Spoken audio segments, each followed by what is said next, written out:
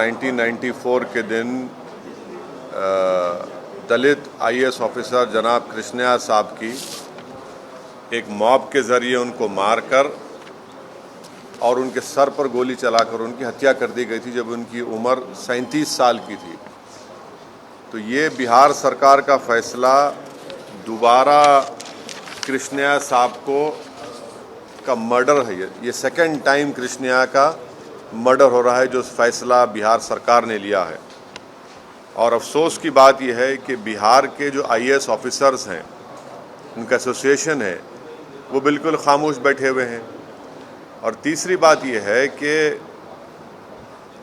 बिहार की सरकार और ख़ास तौर से मुख्यमंत्री वज़ीर आला जनाब नीतीश कुमार और आरजेडी के नेता तेजस्वी यादव ये भूल रहे हैं कि उस वक्त किसकी सरकार थी।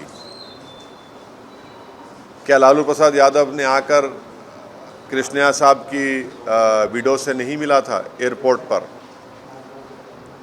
और जिस शख्स को एक आईएएस ऑफिसर की हत्या का कत्ल का इल्ज़ाम है, उसके लिए आप जेल मैन्यूल को अमेंड करते हैं, प्रिजनर मैन्यूल को, और मर्डर ऑफ पब्लिक सर्वेंट के क्लॉज को निकालते हैं आप।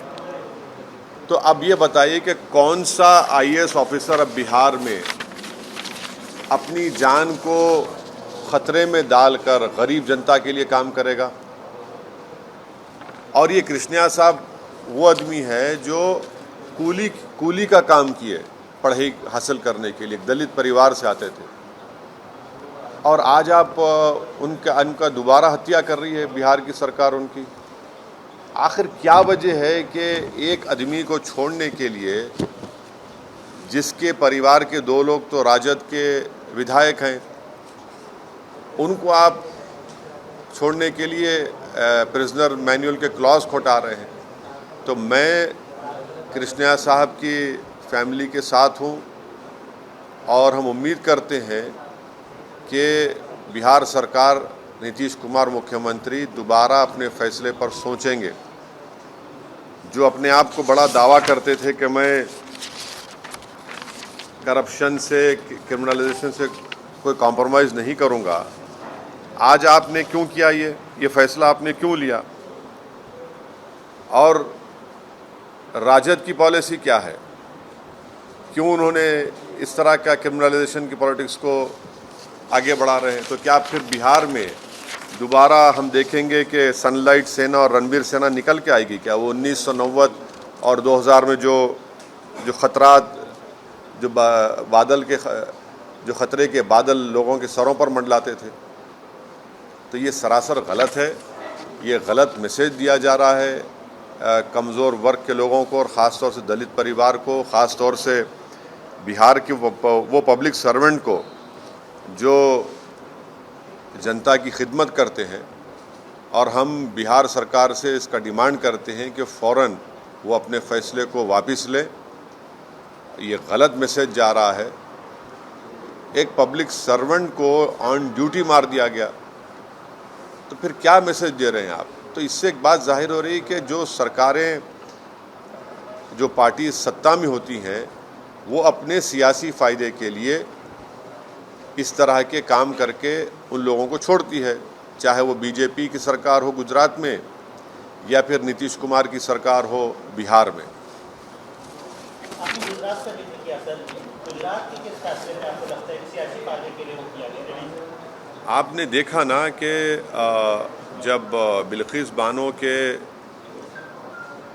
रेप करने वालों को और बिल्किस बानो के फैमिली को हत्या करके, उनकी रेप करके हत्या करने वालों को उनको छोड़ा गया, तो वो लोग तो बीजेपी के नेताओं के साथ फिर रहे थे, डाइस शेयर कर रहे थे।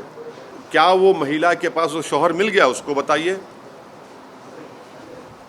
और याद रखिए, ऑन ड्यूटी गवर्नमेंट सर्वेंट था वो, एक सिविल सर्विस था, एक दलित परिवार से कूली की तरह कृष्णया काम करके ऊपर गया, इन सर्विस ऑन ड्यूटी था, उसको आप, उसका मर्डर हो जाता है। बास क्राइम्स के लिए तो आपको इस तरह का पॉलिटिकल डिसीजन कैसे लेते आप? ठीक है, दूसरे हैं जो 20 साल 16 17 साल 24 करे, समझ सकते हैं हम। भाई एक तो सर्विस में था ना, ऑन ड्यूटी ऑफिसर था, क्या मैसेज दे रहे हैं बिहार के आईएएस ऑफिसर्स को? क्या मैसेज दे रहे हैं बताइए आप, चाहे वो किसी समुदाय के हो, कि अगर मारने वाला पॉलिटिशियन होगा और ताकतवर होगा तो फिर चलो चंद साल गुजार लो जेल में, पेरोल पे निकलो, अपने बच्चे के एंगेजमेंट में शिरकत करो और फिर तुमको छोड़ दिया जाएगा। ये तो जस्टिस सिस्टम का, रेमिशन सिस्टम का एक मजाक हो रहा है। कंपैरिजन ठीक है, जिस तरीके से वो कह रहे हैं, समर्थन कर रहे हैं कि दोनों ही तरफ जो है गलत हुआ है, दोनों ही परिवारों ने झेला है, तो मतलब दोनों का कंपैरिजन कर रहे हैं। नहीं, दोनों परिवारों ने नहीं झेला है। एक परिवार ने अपने फादर को, अपने पिता को खोया, एक परिवार की महिला ने अपनी पत्नी को खोया और 30 साल की उम्र में विधवा हुई। क्या क्या तकालीफ उस महिला ने झेली होगी अपने उस दोनों बेटियों को पढ़ाने के लिए, उनको आगे बढ़ाने के लिए। दूसरा परिवार जो था, उन्होंने क्राइम किया, उन्होंने हाथ रोककर गाड़ी से उसको उतारकर उसके गार्ड को मार रहे थे, तो ये बचाने गया अपने गार्ड को तो सर पे गोली मार दी। आप और समझिए कि दलित परिवार है ये। हमारे देश में सबसे कमजोर अगर कोई है तो दलित, मुसलमान, आदिवासी है। आप क्या मैसेज दे रहे हैं? नीतीश कुमार जो पूरे देश में फिर रहे हैं अपोजिशन यूनिटी के लिए, आप क्या मैसेज दे रहे हैं भारत के दलितों को कि जिसकी लाठी उसकी भैंस? अफसोस की बात है। सर एक और मुद्दा है सर, छत्तीसगढ़ में नक्सल अटैक होता है, उससे पहले पुंछ में आतंकी हमला होता है, उसके ऊपर आपका क्या रिएक्शन है? नहीं, वायलेंस की, जहाँ कहीं भी वायलेंस हो हम उसका कंडेम करते हैं, और जो छत्तीसगढ़ में हुआ अफसोसनाक है। इतने पुलिस के ओहदेदार उसमें मारे गए। पूंछ में हुआ तो फिर ये सवाल भारत के प्रधानमंत्री को, उनकी सरकार को देना पड़ेगा, क्यों हो रहा है ये? क्यों पाकिस्तान से आतंकवादी आ रहे हैं? क्यों उनके पास इस तरह के हथियार हैं? कैसे हो रहा है? आपने तो कहा था कि 370 के हटाने के बाद तो अब तो पत्थर भी कोई नहीं फेंकेगा, तो फिर ये क्या हो रहा है?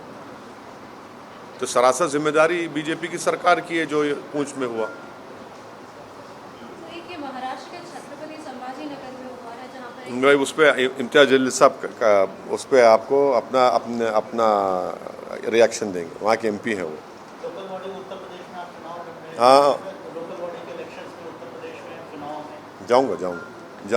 कुछ सीट्स वगैरह डिसाइड?